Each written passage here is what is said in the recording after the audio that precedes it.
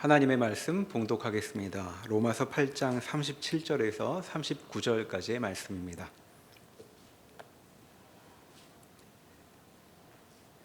그러나 이 모든 일에 우리를 사랑하시는 이로 말미암아 우리가 넉넉히 이기느니라. 내가 확신하노니 사망이나 생명이나 천사들이나 권세자들이나 현재일이나 장래일이나 능력이나 높음이나 깊음이나 다른 어떤 피조물이라도 우리를 우리 주 그리스도 예수 안에 있는 하나님의 사랑에서 끊을 수 없으리라. 아멘. 오늘 보신 로마서 8장 37절의 말씀은 그 앞에서 사실 이러한 맥락이 다음과 같이 서술됩니다. 31절 그런즉 일에 대하여 우리가 무슨 말을 하리요? 만일 하나님이 우리를 위하시면 누가 우리를 대적하리요? 자기 아들을 아끼지 아니하시고 우리 모든 사람을 위하여 내주신 이가 어찌 그 아들과 함께 모든 것을 우리에게 주시지 아니하겠느냐?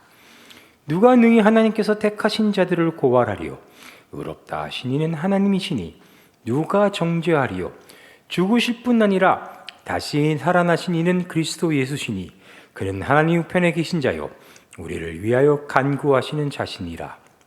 누가 우리를 그리스도의 사랑에서 끊으리요? 환난이나 공고나 박해나 기근이나 적신이나 위험이나 칼이라. 기록된 바 우리가 종일 주를 위하여 죽임을 당하게 되며 도살당할 양같이 여김을 받았나이다 함과 같으니라. 그러나 이 모든 일에 우리를 사랑하신 이로 말미암아 우리가 넉넉히 이기느니라.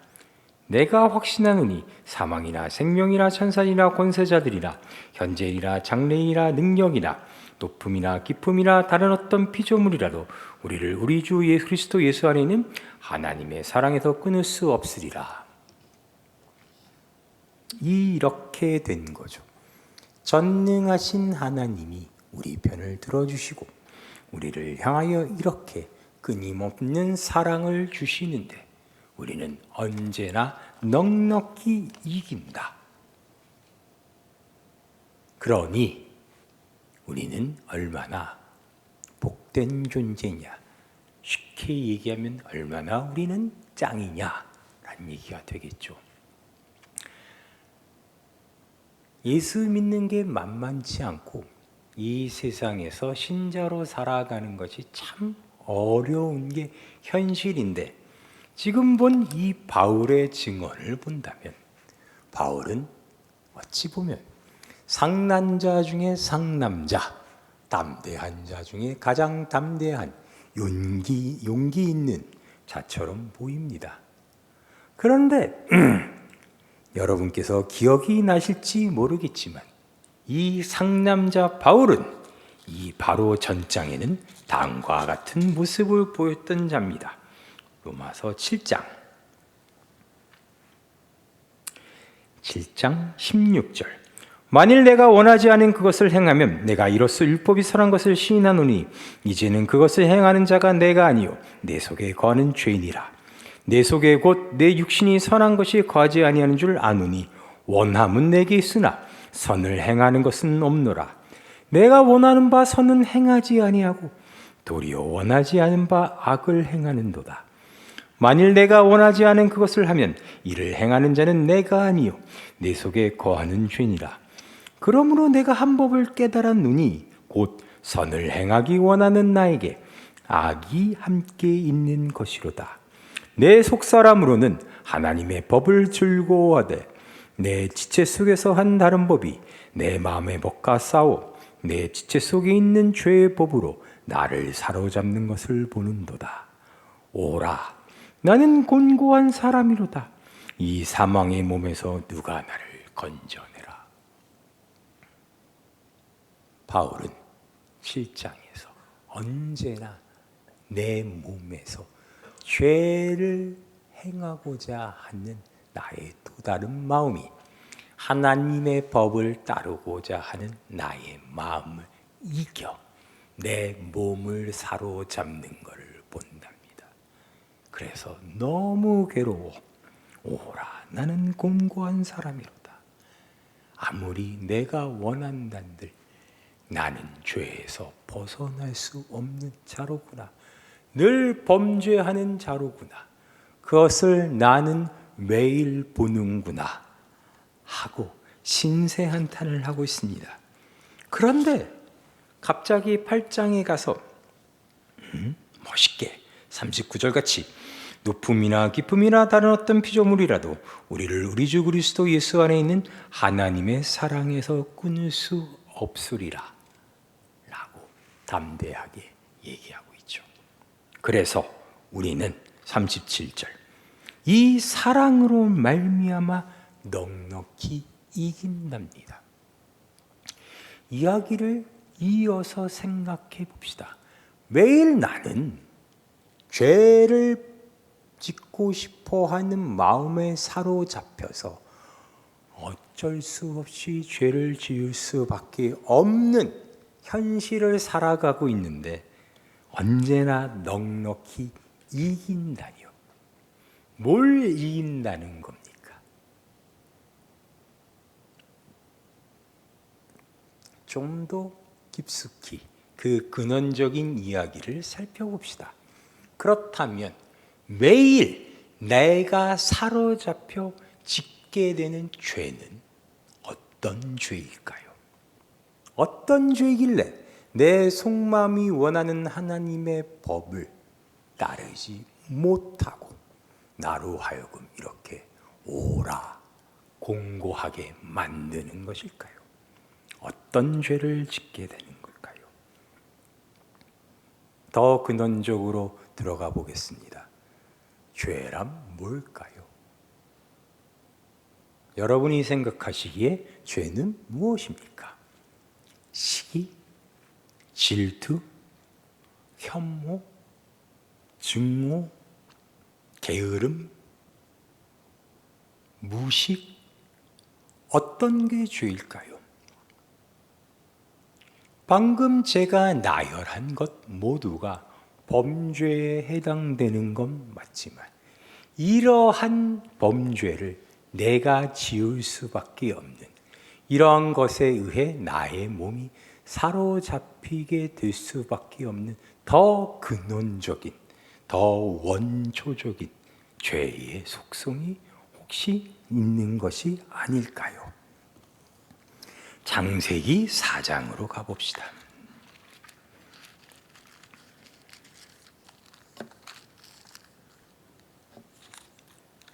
창세기 4장에는 이제 가인과 아벨이 등장합니다.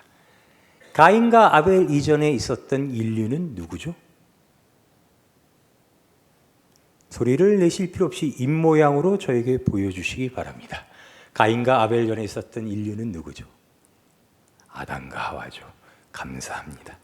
아담과 하와는 하나님께서 하나님의 형상으로 지은 그러니까 완전한 피조물이었죠. 그들이 범죄하여 이제 왜곡된 즉 바울의 표현에 의하면 죄의 본성에 사로잡힐 수밖에 없는 인류로 처음 이 성경에 등장한 것이 가인입니다. 4장 3절에 그 가인의 이야기가 나오는데 다음과 같은 사건이 있었습니다. 세월이 지난 후에 가인은 땅의 소산으로 제물을 삼아 여호와께 드렸고 아벨은 자기도 양의 첫 새끼와 그 기름으로 드렸더니 여호와께서 아벨과 그의 제물은 받으셨으나 가인과 그의 제물은 받지 아니하신지라. 가인이 몹시 분하여 안색이 변하니 여호와께서 가인에게 이르시되 내가 분하여 하면 어찌 됨이며 안색이 변하면 어찌 됨이냐. 내가 선을 행하면 어찌 낯을 들지 못하겠느냐. 선을 행하지 아니하면 죄가 문에 엎드려 있느니라. 죄가 너를 원하나 너는 죄를 다스릴지니라. 가인은 왜 화가 났죠? 하나님이 자기의 제사는 받지 아니하시고 아벨의 제사만 받으시기 때문이죠. 더 물어보겠습니다. 왜 그게 화가 났을까요? 왜 화가 났을까요? 왜 화가 났을까요? 불공평하기 때문에. 불의하기 때문에, 본인의 판단에 따르면 억울하기 때문에, 누가? 하나님이. 그리고 그 억울한 불의한 일을 행하는 데 있어서 자기의 동생이 연루되고 가담되어 있는 거죠. 쉽게 말해 가인을 분노케 한 이 불의한 일에 하나님과 자기의 아우가 속해 있는 겁니다. 그래서 화가 난 거죠. 이게 우리의 이해입니다. 그런데 그러한 세상적 가치 판단, 세상적 윤리 도덕을 내려놓고 약간 유치하지만 그 시작을 더 유추해 봅시다. 왜 화가 났을까요? 다른 상황으로 설명을 한번 해드리겠습니다. 내가 만약 부모님의 맞이로서, 하나님의 첫 사람으로서 하나님께 사랑을 받는 귀하고 아름다운 존재이며 하나님이 한없이 끝없이 완전한 의로우신 분이란 걸 믿는다면, 그것을 내가 제대로 바로 볼 수 있는 나에게 그런 안목이 있다면 가인은 화가 났을까요? 누가 봐도, 아니 내 스스로가 그동안 봐도 부모님이 나를 사랑하신다는 것이 나에게 확실한 사실이라면, 부모님이 잠시 잠깐 나를 제쳐놓고 내 동생을 칭찬하는 것이 나에게 그렇게 화가 날 일일까요? 이런 유치한 예를 들면서까지 여러분에게 하고 싶은 설명은 이런 겁니다. 죄란 하나님께서 창조한 그 창조물, 피조물, 여기서는 사람이겠죠. 사람이 본질적으로 가지고 있는 그 아름다움을 제대로 바라볼 수 있는 그 시각을 잃은 겁니다. 다시 말해 가인은 본인이 어떤 존재인지, 어떠한 본질적 가치를 갖고 있는지를 완전히 망각한 채 그 왜곡된 시각으로 하나님도 바라보고 본인도 바라보고 본인의 동생도 바라보게 된 겁니다. 어떠한 의로움의 행위, 도덕적 조건, 아니면 세상적 능력, 누구나 감탄해야만 어떤 흠모할 어떤 공로로 인해 그 가치가 판단되는 게 아니라 원래 하나님은 하나님이심으로 완전하시고 그의 형상으로 지음받은 우리는 그 자체로 너무나도 아름다운 존재인데, 가인은 그 제사가 하나님께 드려지느냐 안 드려지느냐로 이 모든 것이 판단된다는 것으로 잘못 보고 있게 된 거죠. 다시 말씀드리지만 죄란 그래서 다른 게 아니라 그 본질적 아름다움을 잃고 살아가게 되는 겁니다. 또 다른 예로 설명을 드려볼까요? 여러분이 잘 아시는 탕자의 비유에 보면은 너무나 잘 아시는 이야기이기 때문에 찾아보지 않겠습니다. 둘째 아들은 아버지께 자기 몫의 재산을 요구하여 나가서 허랑방탕하게 그 재산을 탕진하고 비참하게 살아갑니다. 우리가 봤을 때 일견 이 둘째 동생의 죄는 그 재산을 달라 해서 그것을 가지고 허랑방탕하게 낭비한 것으로 보입니다. 다시 말해 그 돈으로 그렇게 할 게 아니라 요즘 같은 게 설명하자면 좀 유망해 보이는 펀드나 코인이나 주식 같은 데 투자도 좀 하고, 이자 많이 주는 정기적금도 좀 주고, 낮에는 열심히 직장 다니고 저녁에는 열심히 알바를 해서 차곡차곡 재산을 모았어야 하는데, 그 돈을 가지고 허무맹랑한 곳에 썼으니 그것에 대한 결과로 그런 가장 낮은 곳까지 비참하게 되었다라고 이해하기 쉽습니다. 탕자의 비유에 있어서 둘째 아들의 잘못은 아버지를 떠난 겁니다. 아버지를 떠난 순간 그는 더 이상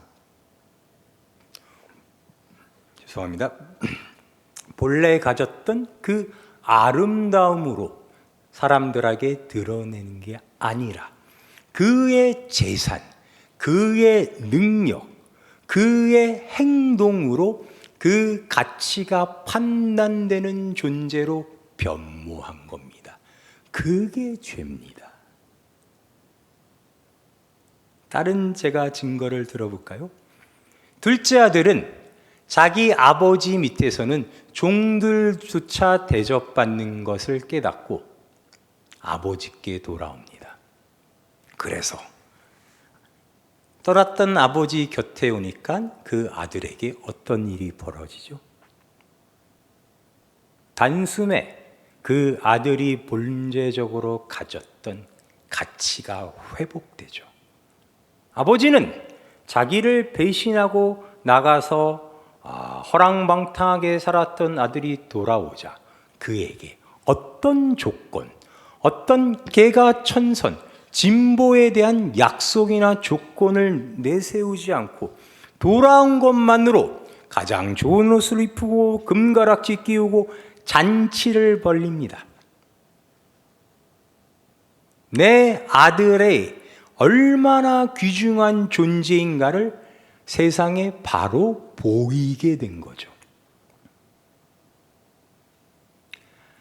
아들은 원래 그런 존재였다니까요. 아버지의 곁에 있음으로 그 자체로서 가장 아름다운 존재. 이 죄와 이 의로움의 의미를 확장시켜서 생각해 보면 사실 우리는 다음과 같은 사실을 잘못 이해하고 있었던 겁니다. 빌립보서 2장으로 가봅시다.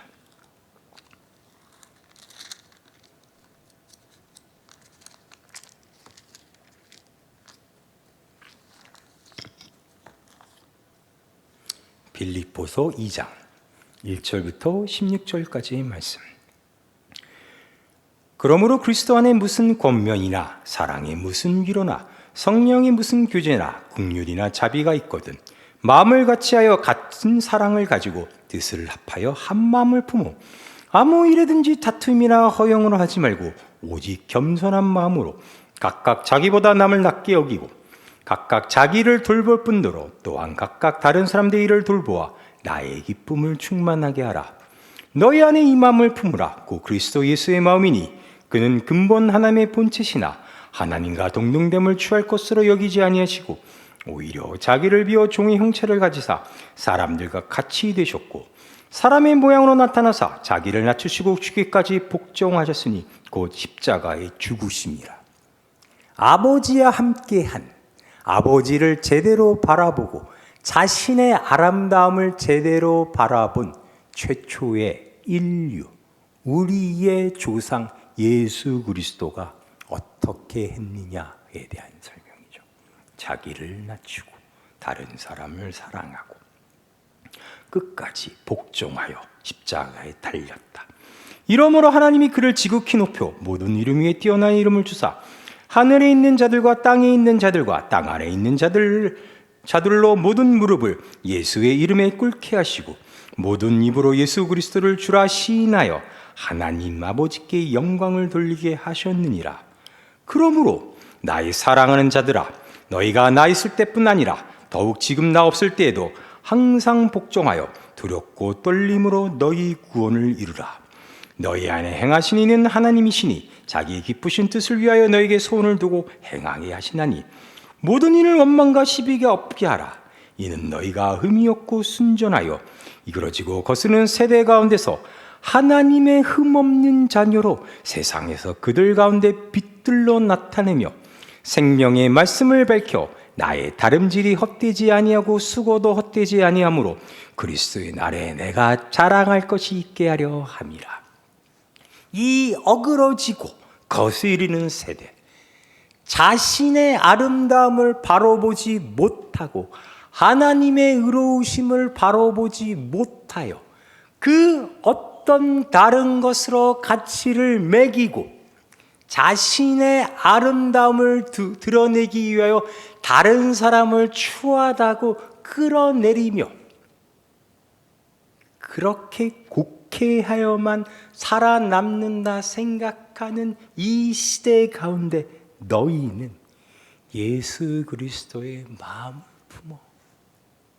다시 말해, 너희가 얼마나 아름답고 고귀하고 거룩한 존재이며 너희와 함께하는 하나님이 얼마나 전능하시고 사랑이시고 모든 것을 충만하게 주시며 우리가 오늘 로마서에서 본 것처럼 영원히 너희에게 사랑을 주셔서 모든 일을 넉넉하게 이기게 하시는 하나님을 깨닫고 너희는 시비를 걸지 말고 다른 사람과 분쟁하지 말고 겸손히 다른 사람을 섬길 뿐더러 그들의 쓸 것도 장만하고 너희가 이 시대의 진정한 비침을 드러내라.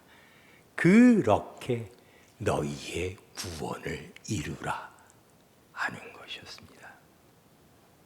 우리는 구원이 단순히 안 죽고 지옥 안 가고 천국 가게 되는 게 구원인 줄 알았습니다. 그래서 교회에 나갔더니 어느 순간 목사님이 벌써 구원은 십자가로 이루어졌고 구원은 어떤 나의 조건도 요구하지 않는 하나님의 은혜의 선물이다 라고 들어서 아니 구원받았으니 나는 그럼 지금부터 아무것도 안 하고 아니 아무 좋은 것도 안 하고 내 맘대로 막 살아도 되겠네요. 그렇게 생각했는데 아니라니까요. 지옥은 단순히 막 섭씨 천도씨가 넘는 마그마가 뒤끌고 영원히 고통을 받는 그런 사탄과 그 졸개들이 삼지창 들고 설치는 그런 지하가 지옥이 아니라 여러분이 여러분의 아름다움을 망각하고 못나게 구는 게 지옥입니다. 못생기게 생각해서 비굴하게 굴고 비열하게 굴고 못나게 구는 것이 지옥이라니까요. 그럼 구원이란 뭐가 될까요? 구원이란 여러분이 잘생기고 여러분이 아름답다는 사실을 바로 보고 그거에 어울리게 사는 거죠.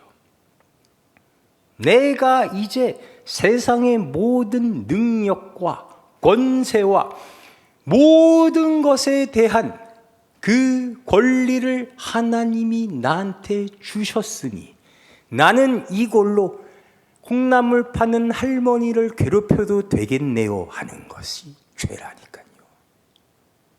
그거는 법적으로 옳고 안 그르고 윤리적으로 맞고 안 그런 문제가 아니라 여러분에게 어울리는 행동이 아니라니까요.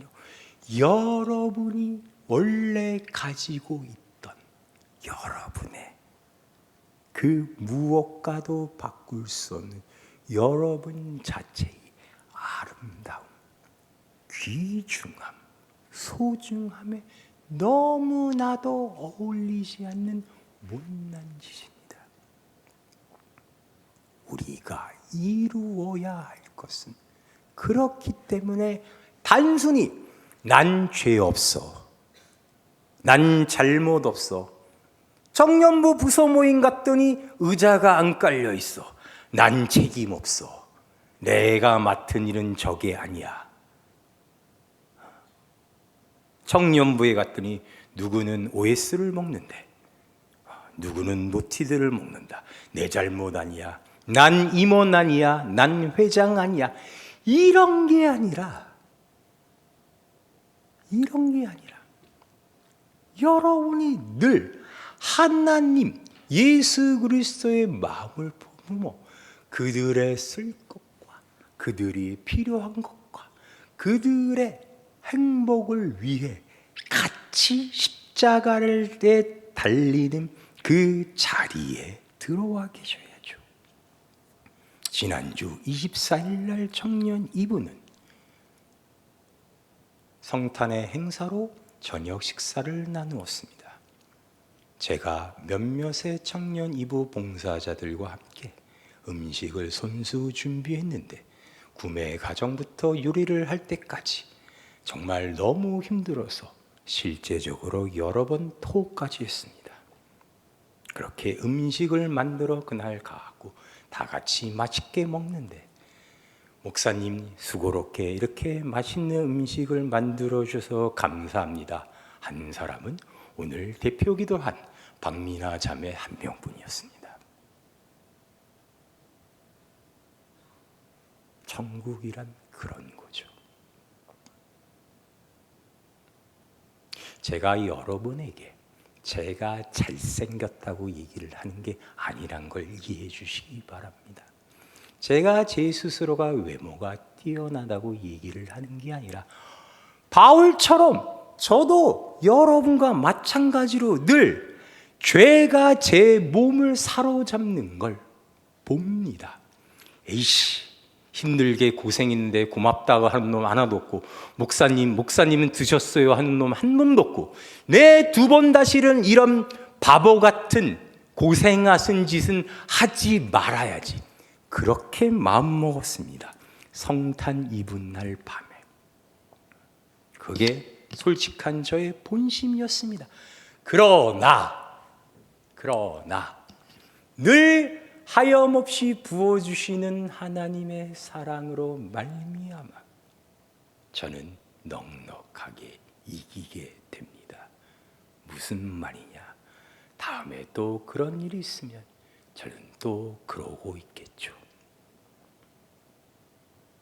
여러분을 위해 저희 청년 이브를 위해 아무도 알아주는 사람 없지만 저와 비슷한 상황에 놓인 사람들과 함께 음식을 장만하겠죠.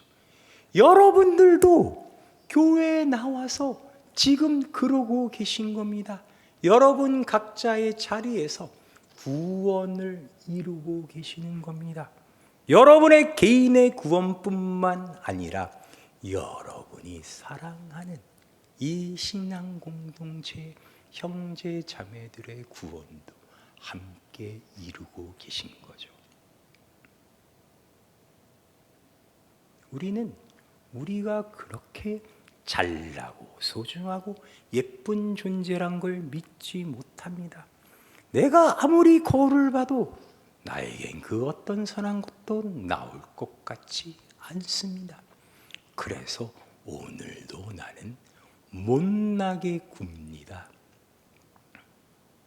그러나 하나님은 끊임없이 내려주시는 사랑의 능력으로 우리의 못남으로도 선으로 만드셔서 우리 안에 하나님의 사랑이 충만하도록 그 안에서 나도 모르게 나는 그럴 줄 몰랐는데 어느새 정신 차려보니 나는 그리스도의 마음을 품고 있고 나는 그러기 정말 싫어했는데 어느새 나는 하나님과 함께 그리스도의 십자가에 같이 매달려 있는 이 자리로 나와 있게 되는 겁니다.